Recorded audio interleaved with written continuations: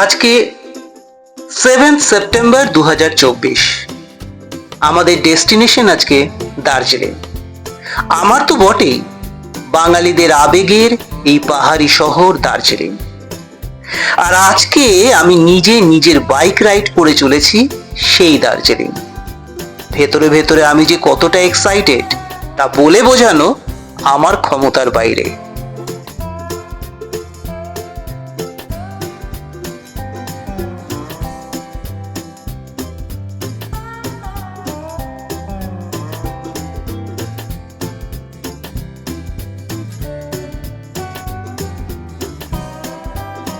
শহর ছেড়ে যতই এগিয়ে চলেছি, প্রকৃতিও তার রূপ পাল্টাতে শুরু করেছে, আর আমার এক্সাইটমেন্ট ততটাই বেড়ে চলেছে।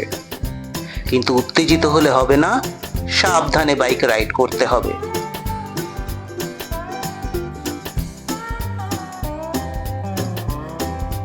আজকে আমাদের যাত্রা শুরু শিলিগুড়ি থেকে। আর আজকে আমার সফর সঙ্গী আরো 3 জন, নারুদা, সপ্তর্ষি এবং সপ্তর্ষির 9 বছরের ছোট্ট ছেলে শিবা।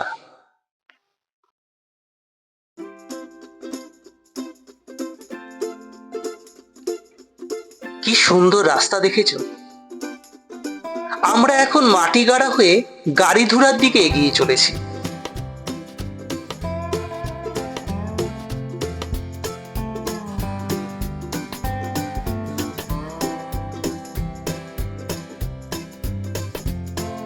ওই যে ছোট্ট শিবা বাইকে বাবাকে জড়িয়ে ধরে চুপটি করে বসে রয়েছে।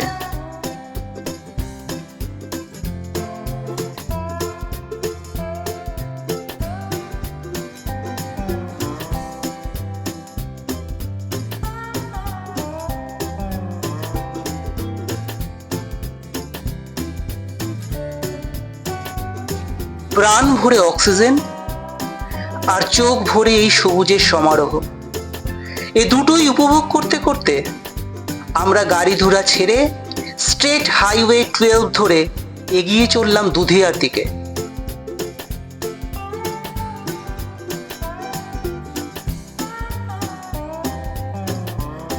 দেখেছো, এলিফ্যান্ট ক্রসিং জোন।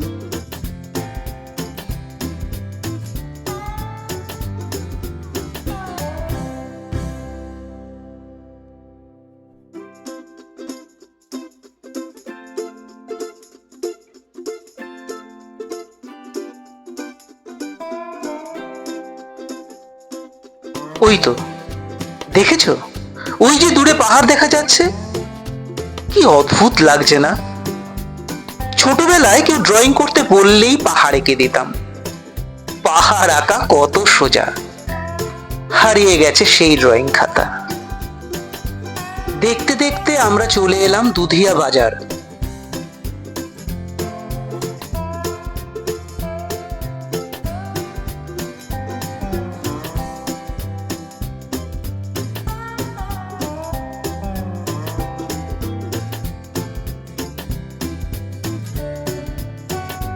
আর এটা হলো দুধিয়া ব্রিজ। নিচ দিয়ে বয়ে চলেছে বালাসন নদী। এখানকার লোকাল লোকেদের থেকে জানলাম এটা একটা ভালো পিকনিক স্পট। শীতের সময় এখানে প্রচুর লোক আসে পিকনিক করতে।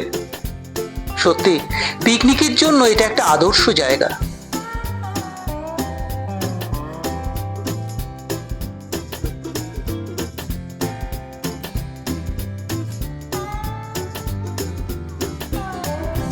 মাধ্যমিকের পর প্রথম দার্জিলিং আসা, আর তারপর থেকে যে কতবার পাহাড়ে এসেছি তা হিসেব করে এখন বলতেও পারবো না। আর দেখতে দেখতে এখন বয়স প্রায় 55 ছুঁই ছুঁই। এখনো কিন্তু পাহাড়ের এই দুর্নিবার টান আমার উপেক্ষা করার ক্ষমতা নেই। আর দেখেছো, বলতে বলতে বহু কাঙ্ক্ষিত সেই পাহাড়ি পথ শুরু হয়ে গেল। আর আমরা এখন চলেছি গাড়িধুরা মিরিক সীমানা বস্তি রোড হয়ে।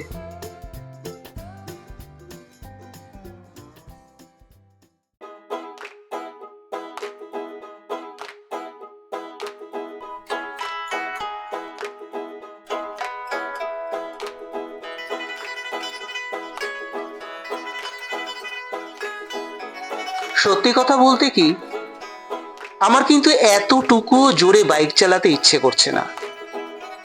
প্রচুর বাইকার্সকে দেখছি হু হু করে বাইক নিয়ে এগিয়ে চলে যেতে। আমার ইচ্ছে করছে প্রকৃতির এই অপরূপ সৌন্দর্য পুরো স্বাদ নিতে নিতে ধীরে ধীরে এগিয়ে যেতে।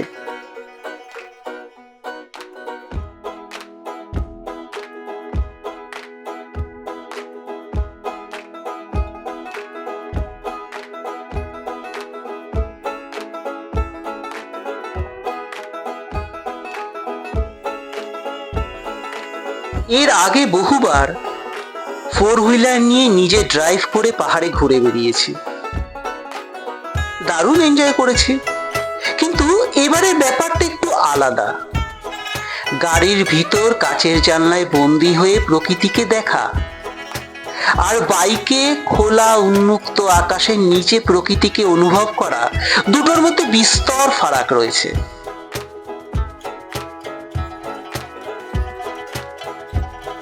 আর এই অপরূপ প্রকৃতির স্বাদ নিতে নিতে চলে এলাম টিংলিং টি গার্ডেন।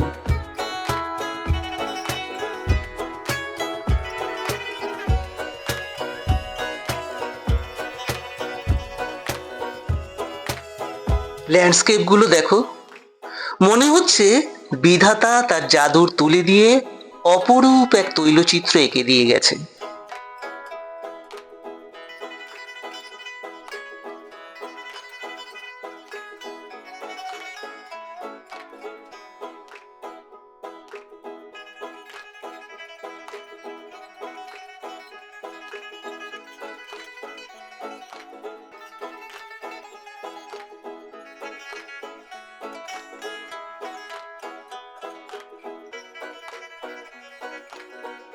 শহুরে ক্লান্ত মনকে তরতাজা করতে পাহাড়ের বিকল্প আমি খুঁজে পাই না, আর তাই তো সুযোগ পেলেই বারে বারে ছুটে আসা।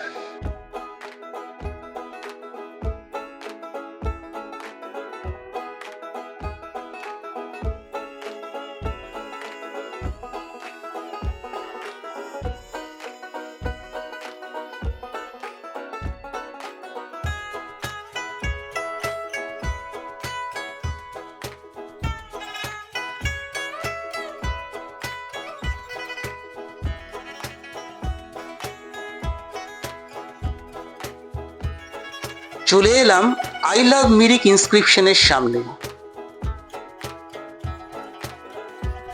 এটা হলো মিরিক লেক। না, আজকে আর মিরিক ঘোরা হলো না।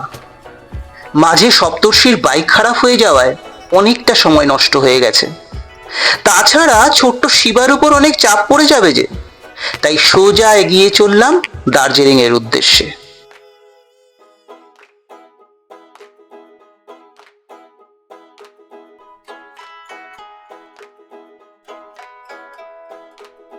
এটা গোপালধারা। এখানে এখন প্রচুর হোমস্টে। আমরা এগিয়ে চললাম পশুপতি ফাটাকের দিকে।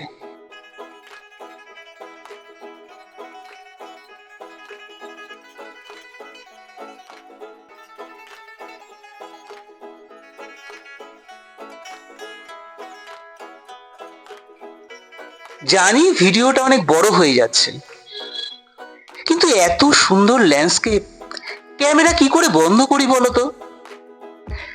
ডেস্টিনেশনের সাথে সাথে যদি চলার পথটাও এত সুন্দর হয়, তাহলে ট্যুরটা 100% সাকসেস। কি তোমরা এনজয় করছো তো? প্লিজ কমেন্টস করে জানিও।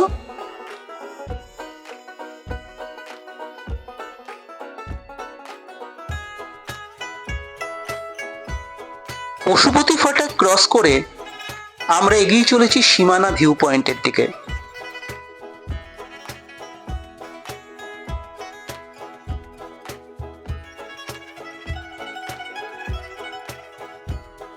জানি প্রত্যেকের জীবনে নানা রকম সমস্যা থাকে, কিন্তু তারই মাঝে জীবনের সমস্ত জটিল হিসেব নিকেশগুলো ছেড়ে ফেলে দিয়ে আমাদের বেরিয়ে পড়তে হবে।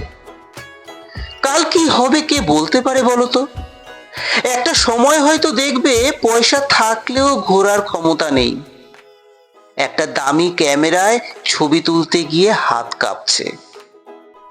তাই জীবন একটাই বস, সময় থাকতে থাকতে যতটা সম্ভব দুনিয়াটাকে এক্সপ্লোর করো। তাই তো ঈশ্বরকে অনেক ধন্যবাদ আমাকে এইভাবে বেড়ানোর সুযোগ করে দেবার জন্য।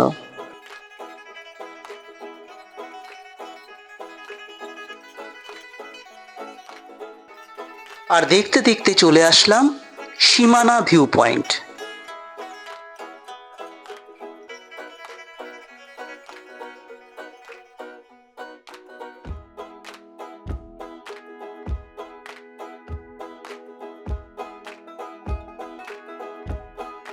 কি অপরূপ চোখ জুড়োনো দৃশ্য বলতো।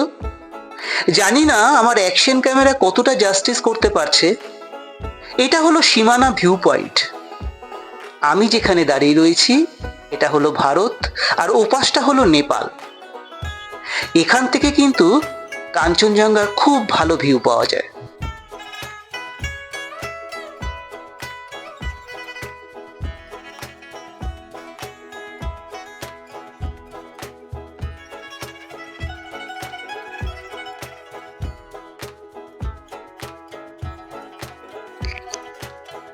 এই সবুজ প্রান্তরের আঁকাবাঁকা পথের বুক চিরে বাইক নিয়ে এগিয়ে যেতে আমার যে কি ভালো লাগছে, সেই ভেতরের অনুভূতিটা প্রকাশ করার সঠিক শব্দ আমার কাছে নেই।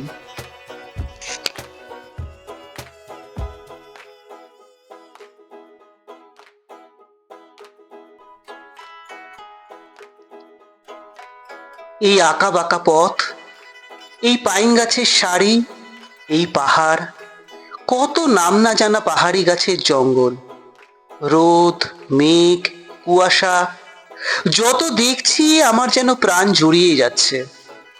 আর আমি চেষ্টা করছি আমার পক্ষে যতটা সম্ভব তা তোমাদের কাছে তুলে ধরতে, যাতে আমার সাথে সাথে তোমরাও এই জার্নিটা এনজয় করতে পারো। পাহাড়ের আবহাওয়া কেমন আনপ্রেডিক্টেবল, তাই না? দেখো কেমন কুয়াশায় ঢেকে গেল। একটু আগেই কত পরিষ্কার ছিল।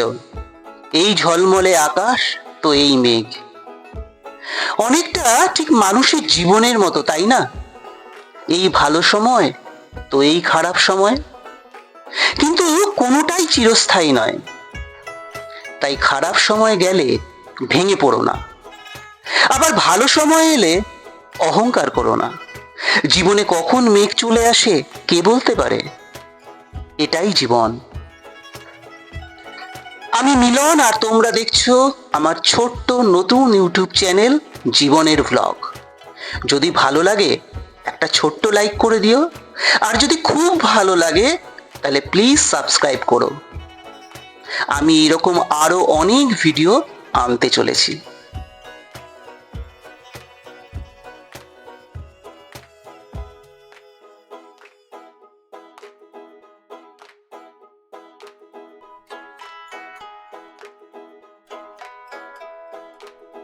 কোথাও পড়েছিলাম পুরো পৃথিবীটা হলো একটা বই, আর যারা ভ্রমণ করে না তারা কেবল এর একটা মাত্র পৃষ্ঠা পড়েছে।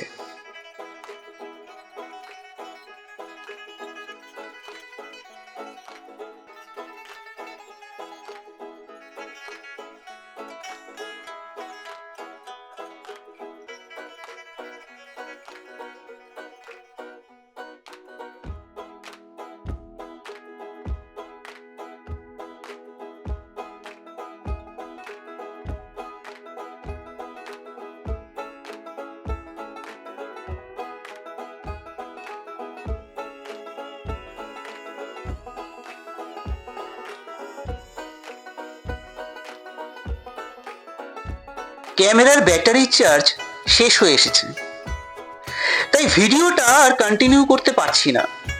ভিডিওটা এখানেই শেষ করতে হচ্ছে। খুব তাড়াতাড়ি দেখা হবে পরের ভিডিও, নর্থ বেঙ্গল বাইক ট্রিপের পার্ট 2-তে। ততক্ষণ সবাই ভালো থেকো, সুস্থ থেকো, টাটা।